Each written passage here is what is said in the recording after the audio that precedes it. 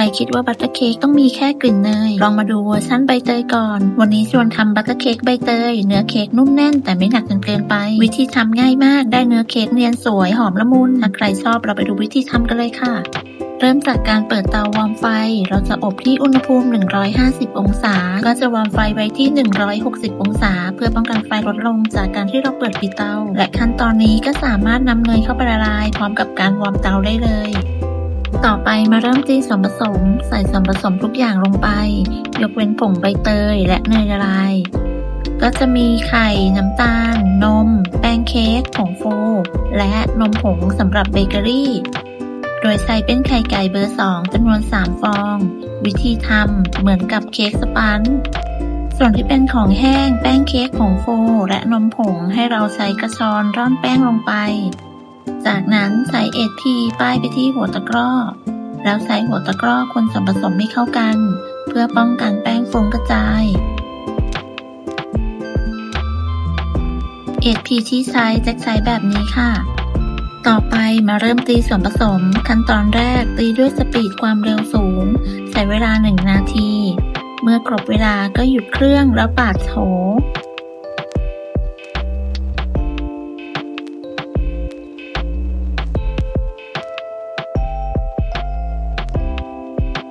ต่อไปเรามาเริ่มตีส่วนผสมต่อเปิดสปีดความเร็วสูงตีส่วนผสมให้เข้ากันใช้เวลาประมาณ5นาที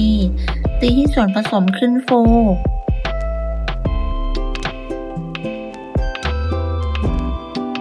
เมื่อตีจนครบเวลาแล้วก็หยุดเครื่องปาดโถเช็คส่วนผส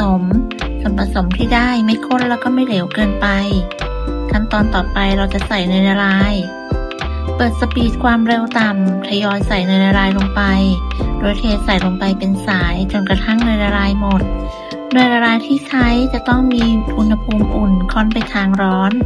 เราใส่เป็นเนยเค็มถ้าใครใช้เนยจืดก็ให้ใส่เกลือลงไปเล็กน้อยหลังจากใส่เนยลงไปแล้วตีส่วนผสมด้วยความเร็วกลางประมาณ2นาทีจากนั้นปรับลดเป็นความเร็วต่ำตีต่อประมาณ1นาทีจะได้ส่วนผสมที่เนียนสวยแบบนี้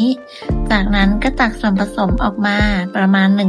1/3เราจะทำส่วนผสมให้เป็น2ส่วนที่ไม่ใส่ผงใบเตยและส่วนที่ใส่ใบเตยเพื่อทำให้เป็นลายมาร์เบิลหรือลายหินอ่อนส่วนผสมที่เหลือจะใส่ผงใบเตยลงไปเป็นผงใบเตยแท้ 100% จากธรรมชาติจากนั้นก็ตีส่วนผสมต่อด้วยความเร็วกลางประมาณ 1-2 นาทีหรือจนกระทั่งส่วนผสมเข้ากันดีเสร็จแล้วก็นำส่วนผสมที่ได้ไปตักใส่ถ้วยฟอยล์วันนี้เราใช้ถ้วยฟอยล์หรือถาดฟอยล์ขนาดเบอร์ 4007ใส่ส่วนผสมที่ผสมผงใบเตยลงไปก่อนในปริมาณเท่าๆกันจำนวน3ถ้วยฟอยล์น้ำหนักที่ได้แต่ละฟอยล์ประมาณ 160-165 กรัมจากนั้นเคาะเบาๆเพื่อไล่อากาศขั้นตอนต่อไปส่วนผสมที่เราไม่ได้ผสมกับผงใบเตยให้นำมาเทใส่ถุงบีบตักปลายถุงออกแล้วนำไปบีบบนส่วนผสมของใบเตยบีบใส่ลงไปบนส่วนผสมของใบเตยประมาณ40 กรัมจะได้3ถ้วยฟอยล์พอดี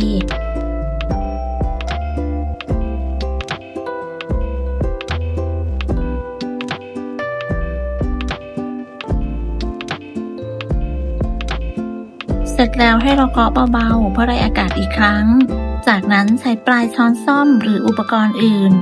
ลากขึ้นลงในแนวตั้งและแนวนอนแบบนี้เพื่อทำให้เกิดลายมาร์เบิลหรือลายหินอ่อน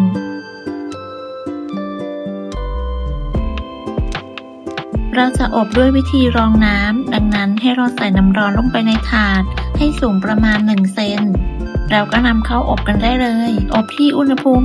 150องศาไฟบนล่างไม่เปิดพัดลมใช้เวลาประมาณ50นาทีครบเวลาแล้วก็นำเค้กออกจากเตานำเค้กออกจากถาดน้ำเช็ดก้นให้แห้งแล้วก็พักเค้กไว้ให้เย็น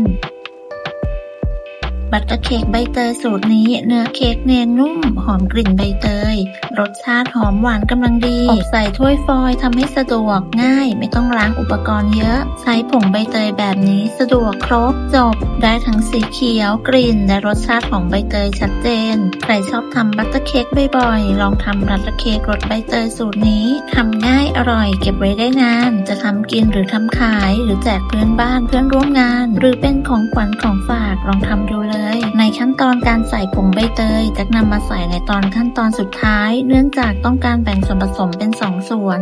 แต่หากเพื่อนๆไม่ต้องการทำแบบนี้จะใส่พร้อมกับแป้งเค้กเลยก็ได้ถ้วยฟอยล์แบบนี้เขามีฝาปิดให้ด้วยเป็นฝาใสมองเห็นด้านในได้ชัดเจนปิดฝาแล้วก็สามารถแช่ตู้เย็นไว้ได้นานหลายวันเลยขอบคุณสำหรับการติดตามรับชมคลิปนี้หากเพื่อนๆชอบก็อย่าลืมกดไลค์กดแชร์กดติดตามเพื่อเป็นกำลังใจให้กันด้วยนะคะ